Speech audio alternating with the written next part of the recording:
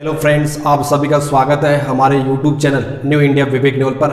आज हम बात करेंगे कक्षा 10 के सामाजिक विज्ञान की।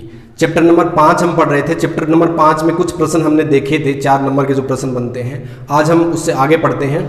अगला प्रश्न है, प्रत्यक्ष और अप्रत्यक्ष लोकतंत्र में अंतर स्पष्ट कीजिए।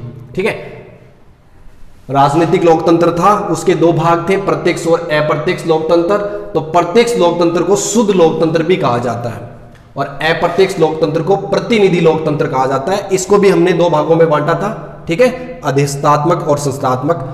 तो अब हम इसमें प्रत्यक्ष लोकतंत्र और अप्रत्यक्ष लोकतंत्र में अंतर पढ़ते हैं। देखिए, प्रत्यक्ष लोकतंत्र आप विचार कर रहे हो कि ये भारत में नहीं, भारत में नहीं है। ये प्रत्यक्ष लोकतंत्र का उदाहरण वर्तमान में बहुत कम जगह रह गया है। प्रत्यक्ष लोकतंत्र का मतलब है कोई चुनाव प्रक्रिया नहीं होगी, जनता ही सारा काम करेगी। आपको हर समय कोई निर्णय लेना होगा तो जनता से वोटिंग करानी होगी।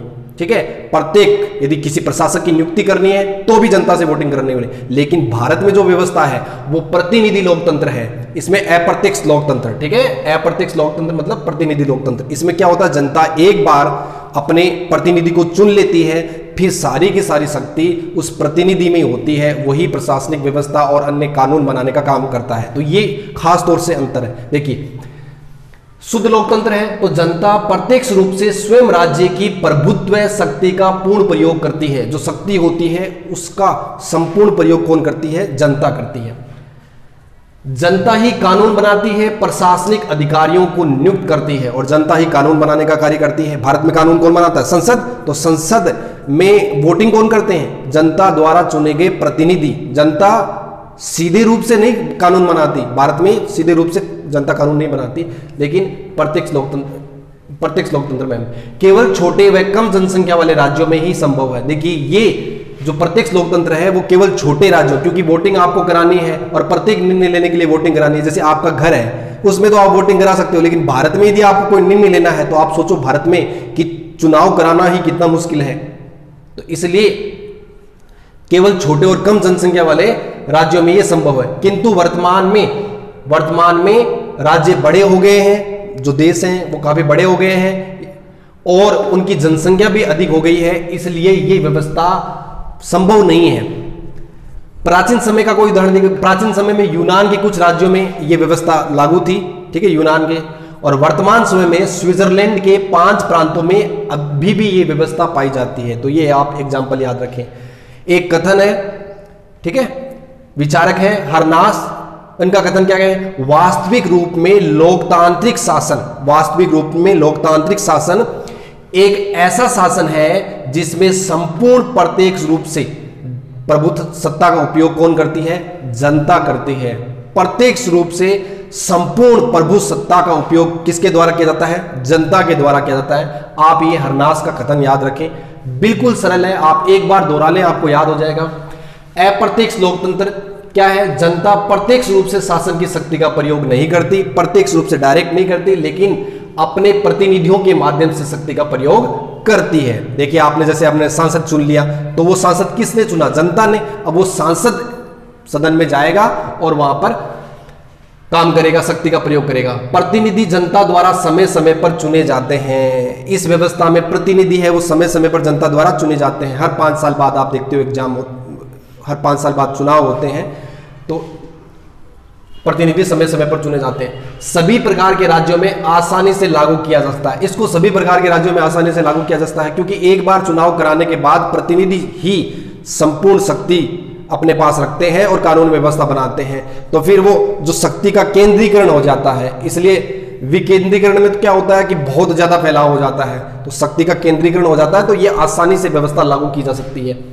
J.S. मिल क्या कहते हैं के अनुसार, ठीक है, इस प्रत्यक्ष लोकतंत्र में इसमें संपूर्ण जनता या जनता की बहुसंख्या शासन की शक्ति का प्रयोग, देखिए, या तो संपूर्ण जनता जहां वोटिंग का अधिकार सभी को है, या जनता की बहुसंख्या मतलब 50% से अधिक। जैसे भारत में 18 वर्ष से अधिक उम्र के लोग ही क्या दे पाते हैं? वोट दे पाते हैं। तो बहुसंख्या शासन की शक्ति का प्रयोग अपने प्रतिनिधियों के माध्यम से करती है, अपने प्रतिनिधि चुनती है, प्रतिनिधियों के माध्यम से करती है, जिन्हें जनता समय समय पर चुनती है। जो परिभाषा है वही J.S. मिल साहब ने कहा है। इब्राहिम लिंकन का कथन है, पूछ लिया जाएगा। देखिए ये कथन है, इनमें से एक नंबर में पूछ सकता है। और ये आप ध्यान रखें, ये आपसे पूछ सकता है कि प्रत्यक्ष लोकतंत्र का वर्तमान में उदाहरण दीजिए, वर्तमान में कहां पर प्रत्यक्ष लोकतंत्र है। तो ये आप ध्यान रखें, स्विट्जरलैंड वाला।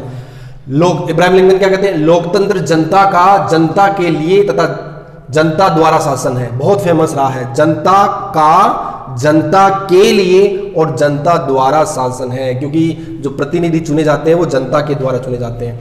वर्तमान समय में अधिकांश देशों में ये प्रतिनिधि लोकतंत्र है, ठीक है। कहीं पर अध्यक्षतात्मक है तो कहीं संसदात्मक है, जैसे भारत है, ब्रिटेन है, यूएसए है, इन देशों में है, चाइना में नहीं है, हालांकि ध्यान रखना ये, ठीक है। तो ये प्रत्यक्ष और अप्रत्यक्ष लोकतंत्र का आपका अंतर हो गया। प्रश्न बनता है लोकतंत्र की प्रमुख विशेषताएं बताइए। तो लोकतंत्र की विशेषता, पहली विशेषता क्या देखिए, जनता का शासन। देखिए लोकतंत्र है वो जनता का शासन है, इसमें हम जनता ही प्रभुत्व रखती है, ठीक है, और प्रभु सत्ता होती है वो जनता के हाथ में ही होती है।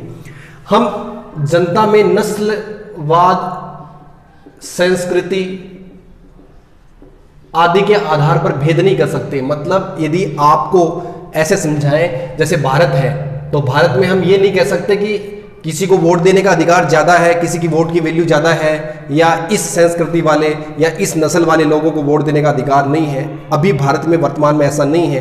पुराने समय में जब अंग्रेज लोग थे तो भारतीयों को अधिकार नहीं था। उस समय देखो ये होता था कि जनता का शासन नाम मात्र का था, उसमें क्या होता था, नस्लवाद होता था कि अंग्रेज लोगों को अधिकार है या फिर कुछ विशिष्ट भारतीय लोग हैं वो, जैसे अभी नस्लवाद चल रहा है अमेरिका में, वो उस प्रकार का नस्लवाद नहीं है जैसे जनता का शासन में होता था, उस प्रकार का नहीं है। वो किसी और सिस्टम के कारण हुआ है। वहाँ पे भी बराक ओबामा जैसे लोग राष्ट्रपति बने हैं, तो इस प्रकार का नहीं है, लोकतंत्र है वहाँ पे भी। तो जनता के शासन में नस्लवाद, संस्कृति आदि के आधार पर कोई भेदभाव नहीं है। जनता है वो प्रभुसत्व में है, सबको समान अधिकार है। जनता द्वारा निर्मित शासन, ये जनता द्वारा निर्मित शासन है। क्यों भाई जनता द्वारा निर्मित कैसे है? देखिए जनता द्वारा निर्मित कैसे है कि जनता सीधे तौर पे तो शासन नहीं करती, लेकिन जनता क्या करती है, अपना प्रतिनिधित्व चुनती है, प्रतिनिधि चुनती है, ठीक है।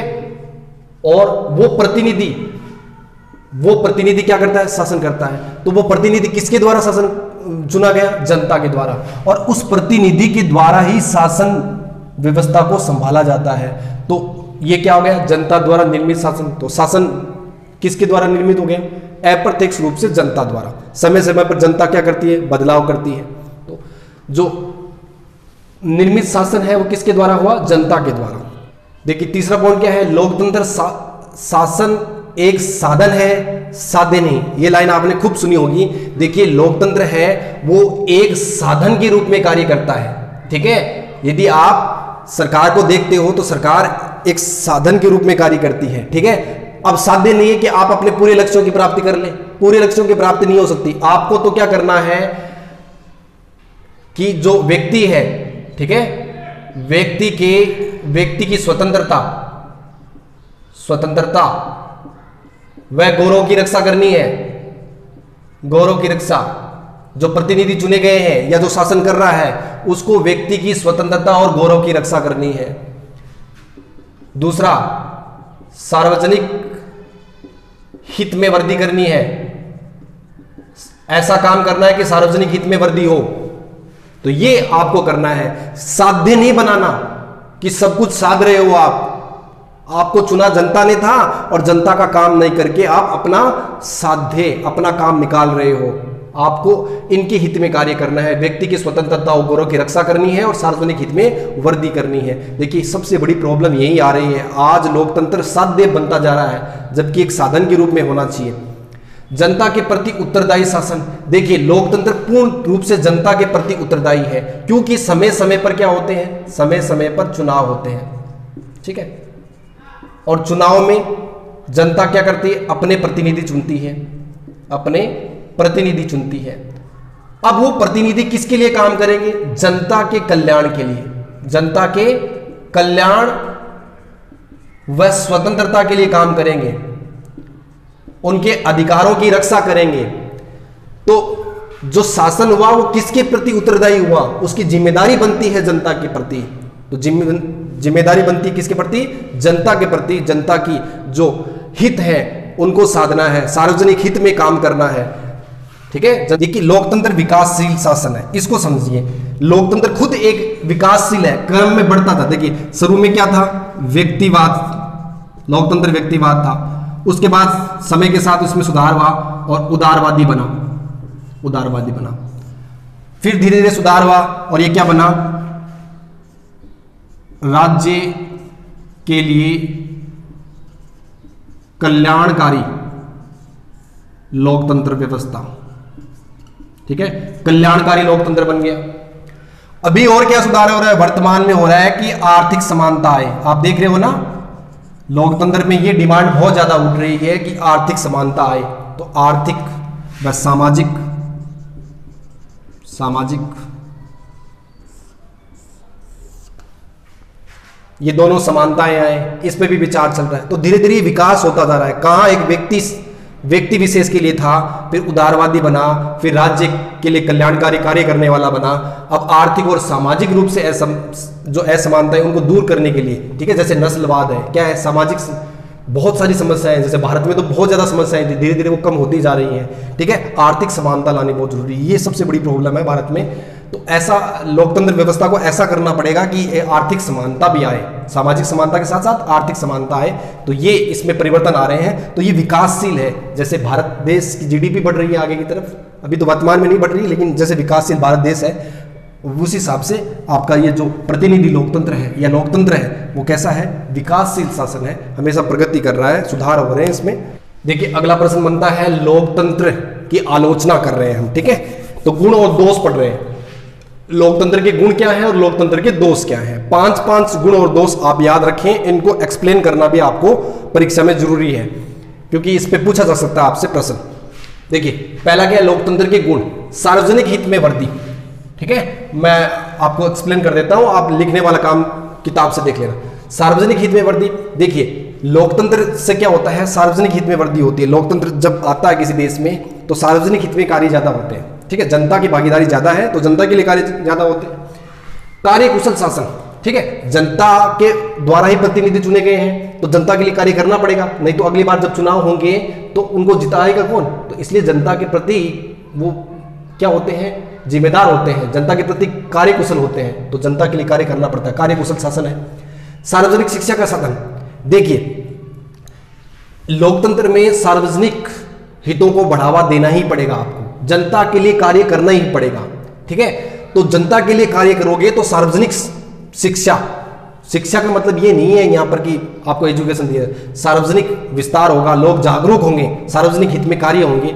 ठीक है, तो सार्वजनिक शिक्षा का साधन है। नैतिक शिक्षा का साधन, देखिए व्यक्ति की नैतिक जिम्मेदारी भी बनती है। जैसे हम वोट देते हैं तो हमारी नैतिक जिम्मेदारी बनती है। अब फिर सरकार बन गई तो सरकार कैसा कार्य कर रही है, हम बार बार इसका देखते हैं। आप जनता के जिम्मेदार जो लोग होते हैं वो सरकार की क्या करते हैं, आलोचना करते हैं, और जो कार्य गलत होता है उसको फिर उठाते भी हैं, मामला भी उठाते हैं। तो ये नैतिक जिम्मेदारी बनती है व्यक्ति में, तो नैतिक निखार आता है। ठीक है, तो जब ये लोकतंत्र होता है तो नैतिक निखार आता है। यदि मान लो राजा तंत्र होता है तो वहां तो सोचना ही नहीं है व्यक्ति को, राजा जैसा करेगा वैसा ही चलेगा, उसमें आप बदलाव कर ही नहीं सकते। तो नैतिक शिक्षा का अभाव होता है वहां पर। नैतिक शिक्षा का साधन है देशभक्ति की शिक्षा। हाँ, जनता, देखिए यहाँ किसी विशेष वर्ग की संपत्ति नहीं है, सरकार है वो किसने चुनी है, जनता ने। तो संपूर्ण देश, जैसे भारत है, भारत में किसी एक आदमी की संपत्ति नहीं है, भारत ये जनता से मिलकर बना है। सरकार है वो आज 5 साल के लिए है, फिर चली जाएगी। इसलिए जब देश हित में कोई काम होता है, देशभक्ति की बात आती है, तो देशभक्ति की शिक्षा के लिए लोकतंत्र बहुत अच्छा है। क्रांति की सुरक्षा, अब यह किसी विशेष वर्ग का शासन तो है नहीं। यदि राजा महाराजा का शासन होता तो यदि किसी विशेष वर्ग को ही प्रोत्साहन दिया जाता तो दूसरा वर्ग क्या कर सकता था, क्रांति कर सकता था। तो इसलिए क्रांति से सुरक्षा है, किसी प्रकार की क्रांति आंदोलन नहीं होंगे ज्यादा। स्वतंत्र व निष्पक्ष न्यायपालिका, आपको यहाँ पर निष्पक्ष न्याय मिलेगा। ठीक है, यहाँ पर ऐसा नहीं है कि संविधान के अनुसार कार्य होता है, तो निष्पक्ष न्याय व्यवस्था है। ये आपके गुण हो गए, और भी 4-5 गुण है, आप नॉर्मली इनको याद रखें। लोकतंत्र के दोष, लोकतंत्र की व्यक्ति संबंधी धारणा से भ्रमपूर्ण। देखिए हम इसको बहुत पॉजिटिव ले लेते हैं, इसको व्यक्ति संबंधी कि व्यक्ति की जनता के द्वारा जनता के लिए शासन। देखिए व्यक्ति क्या है, व्यक्ति को बुद्धिमान माना गया है लोकतंत्र में। संविधान में व्यक्ति को बुद्धिमान, लोकतंत्र में व्यक्ति को बुद्धिमान माना गया है, लेकिन असल में ऐसा नहीं है, भीड़तंत्र है। आप देखते हो जब चुनाव होते हैं कि एक वोट देने गया उसके पीछे ही वोट, व्यक्ति अपनी बुद्धि लगाता ही नहीं। तो ये एक समस्या है, लोकतंत्र की व्यक्ति संबंधी धारणा भ्रमपूर्ण है, केवल भ्रम है ये। बुद्धिजीवी वर्ग की उदासीनता, आप देखते हो चुनाव कैसे लोग लड़ते हैं, बुद्धिजीवी लोग चुनाव नहीं लड़ते, क्योंकि देखिए जनता है, अब भीड़तंत्र को बुद्धिजीवी जो लोग हैं वो आते ही नहीं आगे, क्योंकि उन्हें पता है कि ये ऐसी व्यवस्था है जिसमें ऐसे लोगों को चुना जाना है, क्योंकि जो बुद्धिजीवी लोग हैं वो इतने पॉपुलर नहीं होते। अब वो जो वोट है वो एक फ्लो में भीड़तंत्र की तरह जाते हैं, तो बुद्धिजीवी है उनका चुनाव नहीं होता और वो का जो शासन व्यवस्था उसमें नहीं आ पाते। तो बुद्धिजीवी वर्ग की उदासीनता, और खुद भी वो इच्छा जाहिर नहीं करते चुनाव लड़ने की, तो उदासीनता। राजनीतिक दलों का दुष्प्रभाव, ये बहुत बड़ी समस्या है। एक राजनीतिक दल कहता है कि मैं ये कर दूंगा शासन में आऊंगा, दूसरा कहता है मैं ये कर दूंगा, वादे जरूर कर लेते हैं, निभाता कोई नहीं है। तो ये एक बहुत बड़ी समस्या है, क्योंकि जब जितने ज़्यादा राजनीतिक दल होंगे उतने ही ज़्यादा व्यवस्था होंगी, और फिर नीचा दिखाने की दूसरे को, फिर कार्य नहीं करने की। उनको पता है जब ज़्यादा दल होंगे तो हमारी सत्ता कम समय के लिए रह सकती है, तो इसलिए वो लुभावने अवसर देते हैं जनता को। तो राजनीतिक दल क्या करते हैं, दुष्प्रभाव दिखाते हैं अपना, ज़्यादा राजनीतिक दल। सार्वजनिक धन व समय का अपव्यय, देखिए जब बात करते हैं हम लोकतंत्र की, तो बड़ी बड़ी नीतियां बनाने के लिए बहुत ज़्यादा समय बर्बाद किया जाता है, बहुत ज़्यादा बैठकें करने के बाद कोई कानून व्यवस्था बनाई जाती है, या सार्वजनिक हित का कोई कार्य हो तो आप देखते हो कितना लंबी प्रोसेस चलती है, उसमें समय की बर्बादी होती है, साथ साथ में जो पैसा है वो भी बर्बाद होता है। सार्वजनिक धन और समय दोनों की बर्बाद होते हैं, मतलब अपव्यय होते हैं फालतू में। उदासीन मतदाता, देखिए आप खुद देखते हो जब चुनाव होते हैं तो कितने प्रतिशत लोग मतदान करते हैं, 50 से 60%। बहुत कम रेयर जगह होती है जहां 70% वोटिंग होती हो, तो 50 से 60% तो 40% मतदाता तो उदासीन हुए ना। और उसमें भी क्या है, जो 50 से 60% लोग मतदान करते हैं उसमें तो लगभग 80-90%, 50 से 60% जो चुनाव वोट करते हैं उनका लगभग 80 से 90% लोग दूसरे को देख के वोट करके आते हैं। तो उदासीन मतदाता है, मतदाता जागरूक नहीं है। संकट काल की दृष्टि से कमजोर शासन, ये बहुत बड़ी दोष है इस शासन व्यवस्था में। देखिए जब संकट काल आता है, जैसे भारत और चाइना की बात करें बोल रहा है, तो इस समय सरकार निर्णय नहीं ले पाती अच्छे से। एक दूसरा विपक्षी दल है वो नीचा दिखाने की कोशिश करता है, सरकार खुद सोचती है कि हम इतना बड़ा कदम क्यों उठाएं। तो संकट काल के समय एकता नहीं आती शासन व्यवस्था में। जबकि चाइना है वहां पर लोकतंत्र नहीं है, तो वो जो संकट काल के समय, जब संकट काल का समय आता है तो भारत में क्या करते हैं, व्यक्ति अपने अधिकारों के लिए लड़ने लग जाते हैं। ठीक है, आप देखते हो, आपने देखा बहुत सारे कि इमरजेंसी क्यों लगा दी, व्यक्ति के अधिकारों का हनन हो रहा है। जबकि जहां पर राजा शासन है या और अन्य प्रकार के शासन है लोकतंत्र को छोड़ के, वहां पर संकट काल के समय मजबूती आती है, सारे अधिकार केंद्रीकरण हो जाते हैं। ठीक है, तो इस समय संकट काल के दृष्टि में क्या है, लोकतंत्र कमजोर है। ये आपको दोष ध्यान में रखने और गुण भी ध्यान में रखने, इतने डिफिकल्ट नहीं है, 1-2 बार पढ़ते ही आपको याद हो जाएंगे। तो ये आपका पार्ट पूरा होता है, काफ़ी इंपॉर्टेंट पार्ट है और काफ़ी थोड़ा डिफिकल्ट पार्ट है, तो इसको आप 2-3 बार दोहरा के पूरा कर लें, यदि आपको इस सामाजिक विज्ञान के पेपर में 100 नंबर लाने हैं तो।